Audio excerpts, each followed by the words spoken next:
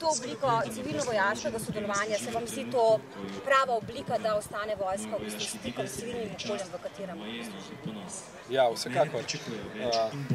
Torej, danes so dnevi odprtih vrat tukaj v vojašnici v Ljubljani in naslednji teden pa bodo te dnevi odprtih vrat tudi v ostalih slovenskih vojašnicah.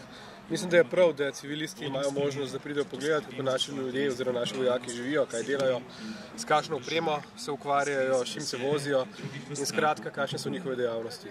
Še bolj kot to pa se mi zdi pomembno, da slovenska vojska sodeluje tudi v realnih civilnih pomočeh. Ena od takih je bila nazadnje v Rušah, kjer smo postavili pontonski most in pa seveda vseh tistih drugih, kjer lahko slovenskim državljanom pomagamo ne samo v vojnem stanju, ki ga upam že dolgo ne bo, ampak seveda v teh mirnih časih. Dejstvo je to, kar pravite, da je vojska kot institucija izjemno dobro ocenjena v slovenski javnosti, po drugi strani pa imam občutek, da je kar precejšen del slovenske javnosti, bi rekel temu, zelo demitiliziran, kar pomeni, da se ukvarjajo bolj z tisto miselnost, tistim mnenjem, češ da vojske ne rabimo. Jaz mislim, da temu ni tako. Zakaj je ta razlika? Bi jaz pripisal nekako dvem vzrokom.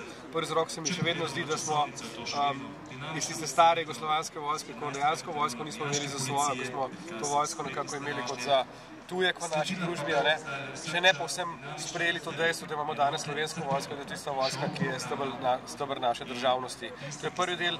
Drugi del pa mislim, da je posledica tudi tega, da smo se v preteklih 20 letih dejansko premalo povezovali s civilnim delom.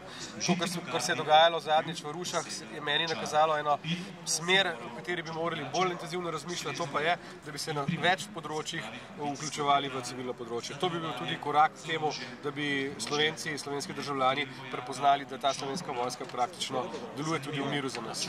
Hvala lepa. Hvala vam.